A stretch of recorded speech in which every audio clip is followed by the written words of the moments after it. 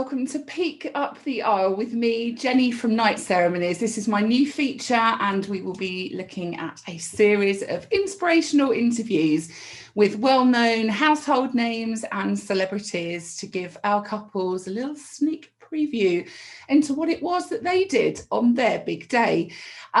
Today I'm joined by a lovely lady. I've been a big fan of hers for a long time. She's been the face of A Place in the Sun and a multitude of other home programmes. It is the amazing Amanda Lamb. So hello, Amanda, how are you? I'm really well, thank you. Thank you so much for having me. Oh no, thank you for joining us. Yes, I'm particularly stoked because, as you know, I'm a big fan of yours. I've been following you for a while. I know lots of our followers follow you as well. So yeah, they'll all be very excited to see this. Oh, you're very sweet. Thank you so much. I could talk about weddings all day. So yeah. You and me both, but I know we don't have all day, so we will get cracking.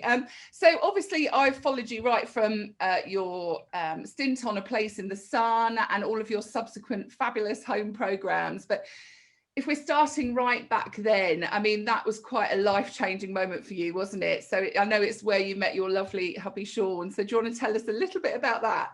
How we met? Well, Sean came on board in 2006. So we'd already been going for about 6 years at that point. And, you know, we'd sort of gone through every year, because it's such a demanding job. Yeah. You go through lots of cameramen and directors and sound men, and people move on to different jobs. And he came on board. And I remember when I first met him thinking, gosh, he's very handsome. But we were both in relationships with other people at the time. So in a way, it was quite nice because we got to know each other as friends first. Yeah. So when we did eventually get together, there was none of that kind of bit that you get normally when you date someone. Is he going to text back? Why isn't he going? We'd done all of that, you know. So we'd sort of gone past go and collected £200, and we were just ready to go. So it moved. When it did move, it moved quickly. Very quickly. Because I know he almost didn't kind of join, did he? Because he was asked the first time and had other work commitments, and then got asked a second time. So it was a bit of a sliding doors moment. And I think all came together at the right time. Very much so. Yeah. I think he was asked in January of 2006, and he couldn't do it because he had other work commitments. And then the cameraman that was on the team didn't work out very well. So he left, and this was June. We were in France at the time, and I remember them saying, well, there's a new cameraman coming, and I just remember thinking, gosh, well, I just hope he's nice, because you know, when you do A Place in the Sun, you're away for sort of 3 weeks, 4 weeks at a time. So you know, I guess if you're working in an office and there's someone in an office that drives you nuts, you can leave at the end of the day. But when you're filming, you're with them kind of 24/7. So we were all just massively relieved that you know, that he was nice. He was a, you know, decent human being. And the fact that he was looking was kind of a bonus as well. Yeah, but it's nice to have that connection, like you say. And so that's how it kind of all started. So I'm guessing lots of dating and things sort of ensued after that point, and you got to know each other. But fast forwarding a little bit, how and when did he propose? What was that sort of, how did you get to that moment? So ironic, because I think for obviously a lot of your listeners, you know, you always have in your head the kind of idea of what it might be like. And, you know, bearing in mind, we'd sort of done everything in reverse. So we'd already had our first daughter, Willow. Yes. And what I can't believe is that I didn't see it coming. My mum came up to look after Willow for us. And I think it was probably she was almost 2. So it was the December that he proposed. And we went to Claridge's for a night away. I'd always said that I'd like to go to Claridge's to stay. And I think, you know, when you live in London, you never really do London as an overnight place, because it's like you're there anyway. Yeah, exactly. You know, you always go to a country manor or something. Yeah. And he'd said, you know, why don't we go and stay at Claridge's? And even then I didn't see it. I did not see it coming. And we went. And it was the year when it snowed really heavily. Do you remember, like the whole country ground to a halt? And we had afternoon tea and champagne. And I think I'd got a bit emotional at that point, just because you know what, as a young mum, or not a young mum, who am I trying to kid, as a mum to a young girl, it's not often that you get to be treated. So it was very, very lovely to just have some time away. And I burst into tears having afternoon tea. Oh. And then we went up to this suite, like he booked a suite. I mean, and still I didn't see it coming. It was quite bizarre. And he gave me a card. So he'd written a card for me. Nice. And I was reading the card, and then as I was reading the card, I noticed that he was down on one knee. And even then I didn't see it. And it was when he got something out of his pocket that I was like, oh my God, he's proposing. So obviously I said yes straight away. And it was weird. We went out onto the balcony to kind of, it was a bit cheesy. And as we went out onto the balcony, it started to snow. It was all terribly romantic. So yes, it was a very, very romantic proposal. And I still have the card in a frame. It's one of my most treasured possessions. Oh, that's what a lovely proposal story. We get to hear so many with our couples, and they're all so different. So I'm fascinated by these stories. So I know that I'm not sure whether you knew Sean at the time, but I know you had a real Bridget Jones sort of period, and you went to your wedding venue, didn't you, with some friends? Yes. All weddings with him were even on the cards. Oh God, I hadn't even met him at this point. So I used to go to Babington House with girlfriends for breaks, like little girly breaks. And I was single for about 3 years, and I can remember going there one summer, and they'd set up out on the lawn a wedding, so all the tea was outdoors and all the chairs were outside under this huge big old tree that they have in the grounds. Yes. And I remember thinking, oh my God, you lucky things, how amazing would it be to get married somewhere like this? Because it's expensive, but it's expensive for a reason, because they literally take care of everything. You don't have to worry. And I just remember thinking, God, it would just be idyllic. And they have a little chapel in the grounds as well that you can also get married in. Yes, yeah. Just thinking, gosh, wouldn't it be lovely, And at that point, I didn't even have a boyfriend. I was sort of mid-30s and just thinking to myself, well, this is it.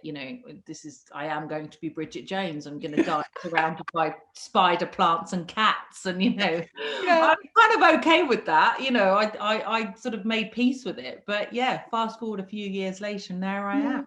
Oh, so I mean, obviously then you were engaged, he proposed. Did you instantly then go into wedding planning mode? Did you sort of think, I know where I'm going to get married? Did you have that's the venue for me moment? No, we didn't. We looked at quite a few places before we stumbled. I think I thought that Babington would be hugely prohibitive. I just thought, what? No way on God's earth I would be able to host it there, because you have to hire the entire venue. You can't just, and my parents, bless them, haven't got huge amounts of money. And I thought, I can't ask my family and friends to cough up 400 quid a night for a room, because weddings are really expensive as well, aren't they? It's not just the actual bride and groom. So I think at the time I thought that there's no way we'd be able to afford it. And so we looked at a few places in and around where we live here. We looked at the Bingham Hotel in Richmond. Nice. There's a school, Hampton School, which is on the sort of border of Bushy Park. It looks like something out of Hogwarts. So we looked at that as well. So we looked at quite a few. And then I went to a wedding exhibition with a friend of mine in Battersea, and they had a Babington stand there. Okay. I thought I'd just inquire as to how much it was. And it was expensive, but I sold my soul to the devil of Hello Magazine, so that paid for half of it. So it was literally a case of, I could get married somewhere else, or I could get married in the place of my dreams. And if I have it featured in Hello Magazine, that will pay for half the wedding. So actually, it then became a viable concept. No, that's brilliant. Did you feel added pressure? Because I know you had quite a few celebrity friends there. Did it kind of, that whole thing add another level of nervousness and things when you were sort of... No, it didn't, because the people that we chose to have at the wedding were people that we loved and people that we knew would be lovely. And I remember there was a really eclectic mix of people at at the wedding. We had a few show busy friends. We had, my family, Sean's family, telly friends I've known forever. So it wasn't what I would call a showbiz wedding. It was just a group of lovely people coming together. I remember seeing Eamon Holmes sat in the he was great, and Christopher Biggins, you know, they were so lovely, and they really got involved with people that they didn't know from Adam. You know, Eamon had a chat with my dad, and I just thought that was such a lovely thing for them to do. Definitely, because I know Christopher Biggins, didn't he do a reading or something? Biggins brought that house down, didn't it? I mean, can you imagine? He read a Pam Ayres poem. Oh my goodness, yeah. You can imagine. It was, and that's what we wanted it to be. You know, Sean and I have both been married before, so we've kind of bought the T-shirts, and we knew that we didn't want it to be formal and stuffy and panicky, and so we tried very hard to make it a day of happiness as opposed to stress, which I think sometimes when you're getting married, it can be quite stressful, can't it? Absolutely. It's one of the things I was going to ask, actually. Did you actually enjoy the wedding prep? Because a lot of our couples report back, because we're with them throughout the whole journey of planning, and they sort of say they get swept along with all the finite details and actually lose sight of, oh my God, I'm actually getting married, you know, and they get so excited and it just hits them. Did you actually enjoy your wedding planning or prep? And I did, partly because I've done it before. And also, you know, Sean and I sat down and we talked about how we wanted the wedding to be and how we wanted people to remember it. So we did quite a few things that probably weren't very conventional, but took the pressure off a lot of people. So number one, my dad is painfully shy. You know, I mean, he's really, really shy. And so I didn't make him do a Father of the Bride speech because I thought it would ruin the day for him. He would be so nervous about doing it that it just wouldn't work. And I didn't want him to be pressured. I didn't want the added pressure of thinking, oh, what's he going to say? Is he going to be all right? Am I going to, you know? So I just thought, let's not do it. You know, let's just not. I also made sure, and this is quite a good tip for people thinking about getting married, is to seat friends with friends. Yes. Nothing worse than going to a wedding and seeing your best mate on the table next to you and you being sat with a load of people that you don't know. And as soon as the wedding is, you know, as soon as the wedding breakfast is over, everyone gets up and goes out. So we made sure that we sat all the people that knew each other together. So that made for a really relaxed, fun wedding breakfast, you know, because everybody was like, oh, thank God I'm sat next to my friend that I've known forever, as opposed to, oh, hi, how are you? How do you know Sean and Amanda? So that's always quite I think that's a good one for people to remember, you know. I mean, it creates a nice atmosphere, doesn't it? And you know, you can relax knowing that you're just looking around, seeing everybody getting on and having a really good time. Absolutely. We had a separate area for the kids, so all the kids sat in another room, which went down really well, apart from I've got two nephews or godsons who were right on that kind of cusp of I think at the time they were about 13 and 15, so there's a great shot in the wedding video of them sat with a load of little kids because I didn't know where to stick them, so they weren't overly keen with that, but the rest of them were fine. So we put children separately. We hired a kids entertainer, so when all the speeches and things were going on, they were in another room having balloon monkeys and dogs made for them. So all of those little things really did help.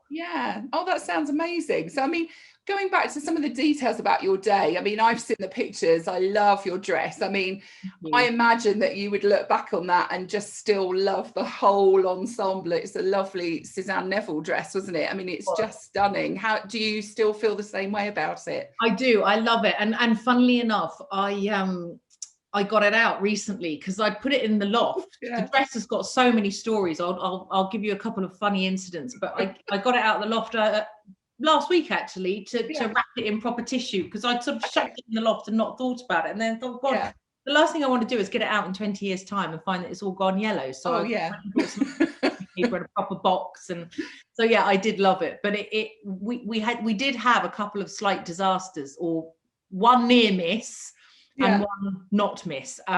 So when I was getting ready, it was hung up in my room at Babington. And my daughter was 3 at the time. So Willow came in we had a nanny, and she came in, and you know what it's like on the morning of a wedding. It's quite chaotic, and the bridesmaids are getting ready. And in my room was this beautiful big old fireplace. And I happened, thank God, to glance round to see that Willow had picked up the brush that you used to brush out a fire with. Oh wow. And she was inches away from my dress, about to brush my dress with a soot riddled brush. So wow. there was that. Yeah, you could have started the ombre trend, couldn't you? Yeah, there was a kind of no, and we all kind of ran towards it and took it away. So that was a slight disaster. Oh. But that was easy. That was avoided. So we managed to get away with it. But then just before our first dance, I was talking to Bernie Nolan, God rest her soul, and her husband Steve, and he was standing there with this huge glass of red wine, and he went towards me to hug me, and he went, "You look amazing," and he basically threw the whole glass of wine down the side of my dress. Oopsie. Where we were all like, oh. And then within about 2 seconds, there were about 4 people on me, sort of throwing white wine on it and soda water, and we managed to get most of it out. But some of the first dance pictures, if you look really carefully, you can see a very pale pink stain down the dress. Mind you, I suppose after that point, you are a bit, I don't care anymore. You know, I've done everything, you know, and we're all having a great time. But tell us about your bling, because I know you've got a very special friend that loaned. Yes. So the bling came from, I've known Harry for, oh my God, it's over 20 years now. So I'm friends with a man called Harry Collins, who has the jeweller's shop in Tunbridge Wells, and he is the jeweller to the Queen. Wow. Yeah, it's kind of odd because you go in there and there's a corgi running around in the thing that the Queen gave him as a birthday present once. It's kind of like, you imagine someone giving you a dog and you're kind of like, I don't really want a dog, but it's the Queen, so I can't say no. So he was lovely. He gave us our wedding bands as our wedding presents. Oh, amazing. Sean bought my engagement ring from him, which is I like old jewelry, so it's an old Art Deco engagement ring. Oh, lovely. Yeah. And so Harry obviously came to the wedding, and he came bearing gifts. So on my when I walked up the aisle, I had they were Art Deco diamond drop earrings, amazing, and a tennis bracelet. Wow. Made of diamonds. And then so I wore my hair up for the actual ceremony, and then after the wedding breakfast we went upstairs and I shook all my hair out and put bright red lipstick on, and then had they're called waterfall earrings. So they are basically earrings that just look like a waterfall of cascading diamonds. I mean, quite insane. Wow. It was the next day was the interesting bit, when he knocked on the door at 8 o'clock in the morning, and I was like, oh God, because I can't quite remember getting to bed. And I remember thinking, oh God, please let it all be in there. Please let me have not lost one of them, because that would be disastrous. But yeah, he was very kind and lent me lots and lots of lovely bling. Did you feel, oh my gosh, during the day, I mustn't lose anything, or did you just kind of forget about it? Were you just, At the beginning I did, as I was sort of walking up the aisle, it was kind of, I mean, it wasn't the only thing on my mind, but I did, when I put them on, think, gosh, they are just stunning. They were £90,000, these earrings. So yeah, you don't want to be losing the back off one of those. Good grief. I know. And towards the end of the night, in hindsight, I probably shouldn't have put those big blingy earrings on, because you know what it's like, the relief of it all being that it all worked and that it was all wonderful, you kind of let loose a little bit. So it's sort of midnight when we're all bouncing around the dance floor screaming at the top of our lungs, thank goodness we didn't fall out, because that would have been an absolute disaster. Oh, did you, I mean, your day just looked, and from hearing what you're saying, it sounds like it was just the perfect day for you. Did you feel like you had any moments where you could just stand back and breathe it all in, because we always advise our couples, just try and squeeze in like 10 minutes or something, just the two of you with a glass of something, and just watch all your loved ones around you. Did you have that chance to do that, or did you get swept along with it? No, we did. And I think it's really important, because it's very, very easy as a bride or bride and groom to get so carried away with the little tiny details that you forget what you're doing it for. And I remember when I walked up, because we got married in the chapel. Yes, yeah. And I remember thinking to myself, just give it a beat, just stop and look, because in that little tiny chapel we could only have 70 people in the wedding, which actually also made it quite good because there were a few people that we didn't need to invite. And just thinking all the people that we both love more than anything are just crammed into this little chapel, and you know, my husband is there waiting. So I remember taking a moment then, and then I remember when all the guests were going in to be seated, Sean and I went up into our room with a glass of champagne, and we just sort of took about 10 minutes to just go, ooh, so yeah, we did it, and that was really important. But I think the other thing that I would say to your listeners is, as easy as it is, try not to get too carried away with the things, and inevitably things go wrong.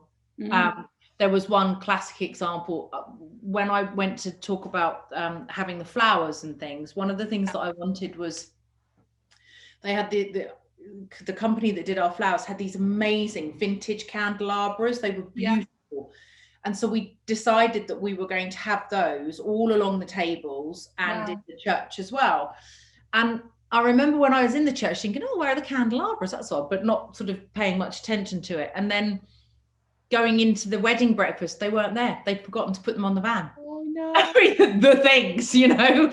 And they were fiercely apologetic. I was so sorry. And it's like, it's okay actually. And you know, looking at it now, it still looked beautiful. It wasn't the be all and end all.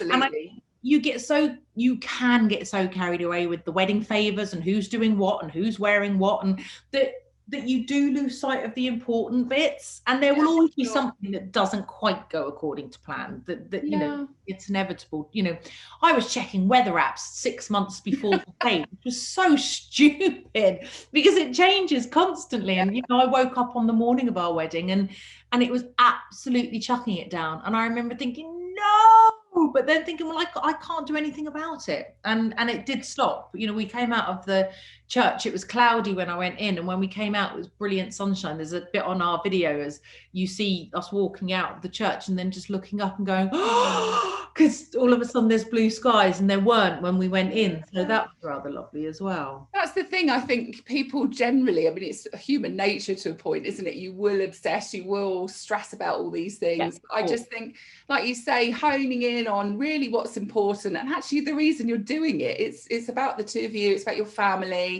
And I know you mentioned your dad, Michael, who's quite shy. I mean, did you have that sort of moment outside the church, the chapel, where you did just have a, oh my God, I feel really nervous? Did you have that overwhelming moment? Was there any of that? I was just so excited. I couldn't, you know, I was just so happy and excited, and because I'd put all those things into place beforehand, you know. I didn't have any nerves. It was more just, I was just so excited. I just wanted to get in there and get married. And I think it must be very difficult for a lot of people, because there's added pressure from everybody, isn't there? You've got to invite Auntie Joan, and Uncle Derek's going to be really upset if he doesn't sit with so-and-so.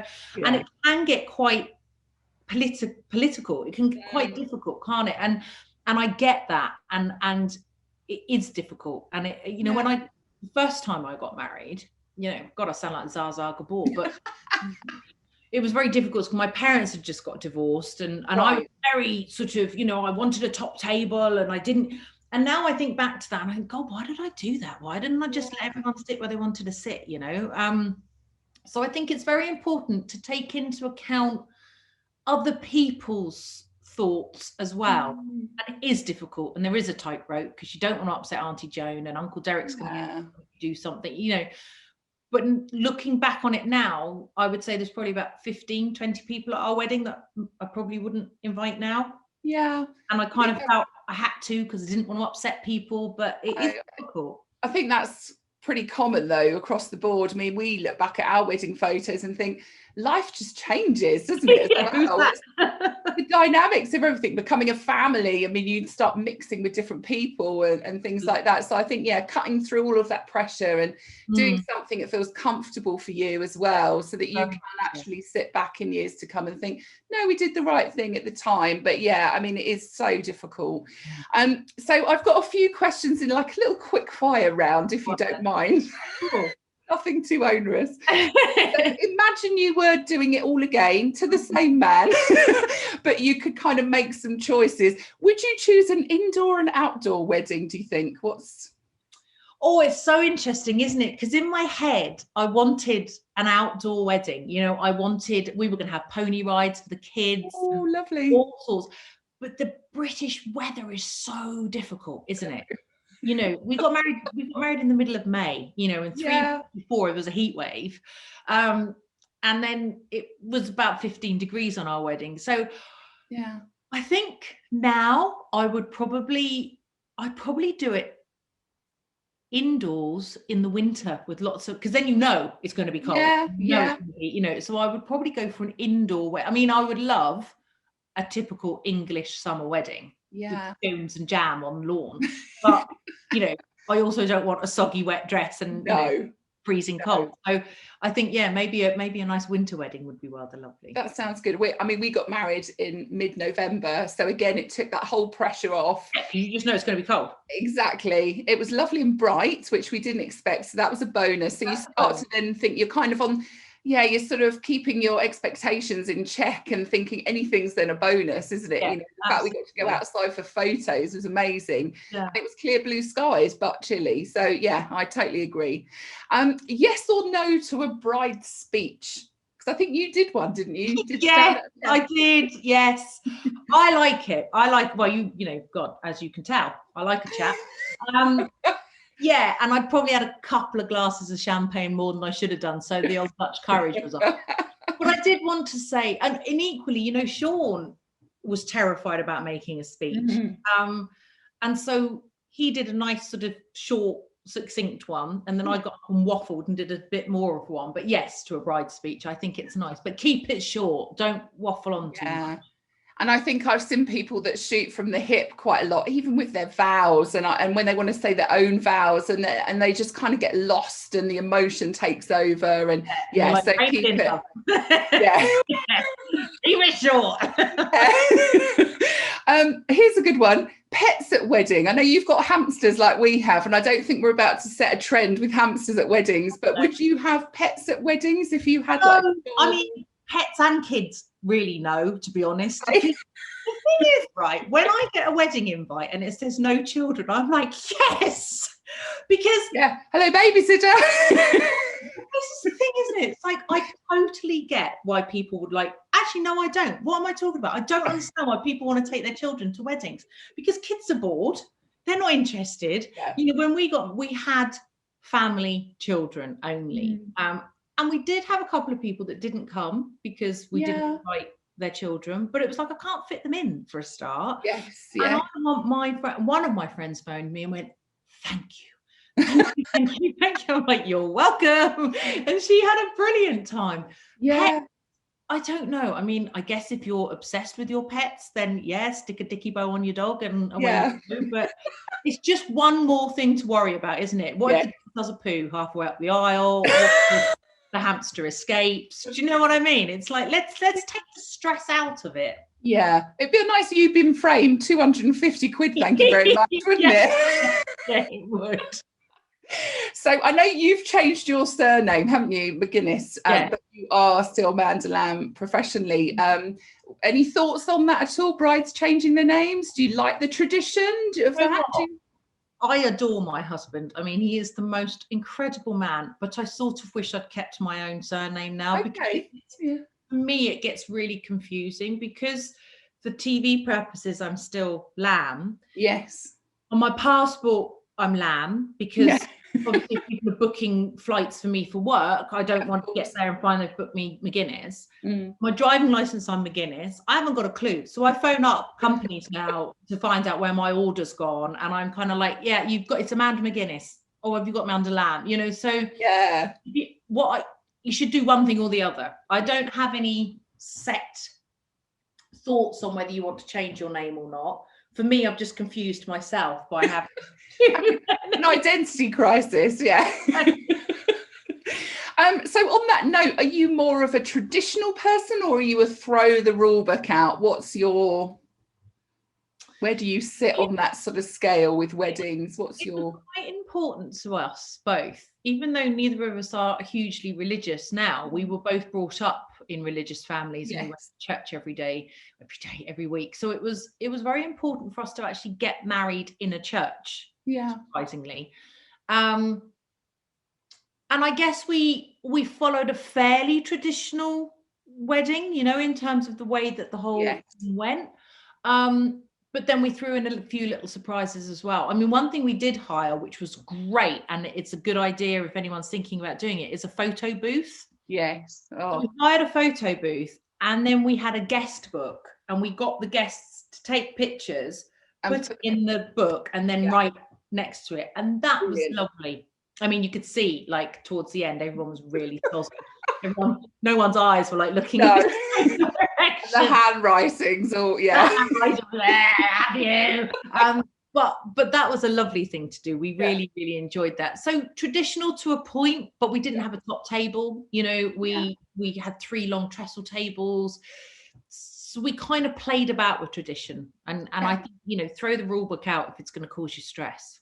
That's it. I think there's a place for both things, isn't there? And I think it's striking the balance for you, because each couple is different, isn't it? So I think there's a lot of people that do feel pressure to do the traditional, or, you know, or the opposite even. But I think, finding that balance that suits you is probably the best thing, isn't it? Yeah. And I think talk to your families as well, because the thing is, a wedding is meant to be a joyous occasion, but everybody wants to get involved in it. Everybody wants to have a say in it. And I think it's really important to make sure that everyone's happy. You know, I had 3 grown-up bridesmaids at my wedding, all of various shapes and sizes. So I had to try and find a dress, you know, I wouldn't put any of them in something that they felt uncomfortable with. No. So it was very important that I kept a dialogue up with all of the people that had a part of the wedding, including my dad. You know, the look of relief on his face when I said to him, "You don't need to do a speech," was just brilliant, because he'd already been panicking about it, and it was like a year before we were going to walk down the aisle. Yeah, I mean, it's all those little pinch points. If you can alleviate those and just let people enjoy themselves, and I think it sounds like you struck the perfect balance for the day. So one of the last questions, I know you mentioned Willow was at the wedding, albeit much younger. I think it's next year, is it? You're celebrating 10 years, which is a huge milestone. So congrats for that. Would you consider like renewing your vows and have both girls involved? Because it must be quite difficult looking back and just having photos of one. Would you kind of you could just superimpose Lottie into the pictures? You know, it was funny because last year, obviously we were in the middle of lockdown, and so we all sat, all of us as a family. It was very sweet. The girls had got together and rehearsed a little song that they'd sung for us. And then we all sat down and watched the wedding video, which was lovely. And at the end, we looked over to Lottie, who was bawling her eyes out. I'm really sad that I missed your wedding, Mummy. She said, can you get divorced so you can do it all over again? I'm like, well, that might be a little bit sort of, you know, extreme, but we have thought about it. Yeah. And it would be lovely to have her as a part of it, because, you know, she's gorgeous, and we often talk about it, and it might be something that we do, I don't know, 10 years, 15 years time. Well, 15 years time, but, you know. Because we did ours a few years ago. It wasn't a milestone anniversary, but because we've got they're now 9 twin-year-old girls, twin girls, but at the time, obviously, they weren't around at our wedding. We celebrated 10 years in November, just gone. Lovely. Obviously, lockdown, couldn't have a party. But anyway, but we did it. And actually, it was really lovely because they were at the age where they did want to be involved. They wanted that coming down the aisle with mummy moment. And that was pretty much the only wedding-y thing we did. The rest of it was very relaxed. And you know, afternoon tea, Mr. and Mrs. games, you know, I mean, it was so lovely. We involved all the family, and the girls were heavily involved. And it was just lovely then having those photos looking back. So, you know, I'm a huge advocate of renewing vows. And, but yeah, so if you ever did it. Yeah, I'm here. It's something I definitely, I mean, I'm going to be, 50. Oh my God, it's next year. I'm going to be 50 next year. So it might be that we do something like that, because also, you know, in 10 years, our friends have changed. You know, the people that we we've still got a lot of them, thank goodness, but you know, we've got a lot of people that we are really good friends with now that we weren't then, and it would be nice for them to be a part of it as well. So yeah, it's watch this space, we'll see how we go. Cool. So the last thing is, what's the best thing about being married for you? What's the best? Oh God, I think, well, I'm very lucky that I have married an incredible man. He really is. It was funny, obviously, you know, Mothering Sunday, watching him run around all day. It broke him physically. He was absolutely shattered. But he is an amazing man. And I think it's very lovely to just have somebody there that's always got your back, you know, that is always, we make a good team, you know. Sean's about 30 miles an hour, I'm about 150 miles an hour, so we sort of meet in the middle, and we've got a good team here, and I think that is one of the most wonderful things that you can have. So we are very, very blessed. Oh, and you seem to work really well as a family, the two girls with the two of you. It's just a lovely, lovely dynamic. So yeah, congratulations. Thank you, Jen. Oh, well, that's all of my questions for now. And I know obviously you are doing lots of interviews, so we are absolutely chuffed that you've joined us today. But yes, good luck with all of your projects. Thank you. I've got a new one coming up actually. So if anyone, I'm going to start filming a new show called My Mortgage Free Home in May.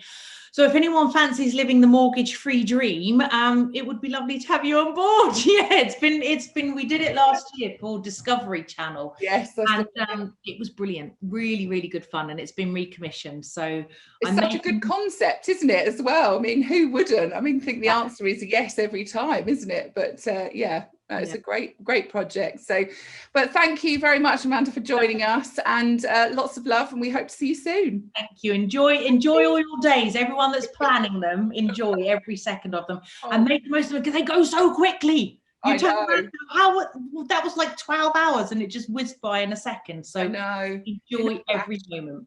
Oh, bless you. Thank you so much. That's really kind of you. Thank you. Bye. Take care.